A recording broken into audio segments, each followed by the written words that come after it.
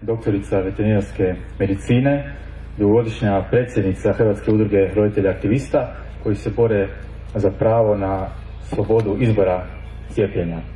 Molim vas, pljeskom pozdravite Ivanu Delaš.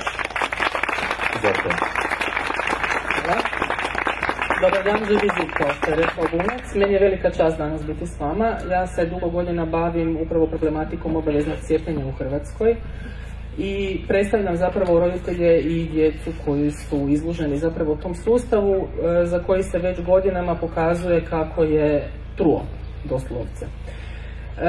Ja se bavim samo tim manjim segmentom zdravstva, ali kao što smo čuli, kao što svi znamo i vidimo svakodnevno, sustav je cijeli truo i vrijeme je za promjene. Prije svega, za te promjene mi trebamo mlade naraštaje, to su zdrava djeca.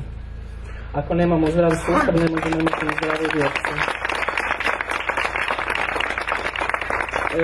Ponavljam, velika mi je čast biti sa Živim zidom, zato što vjerujem u njihove motive, u njihovu iskrenost, u njihovo poštenje i u njihovu snagu. Hvala vam lijepa.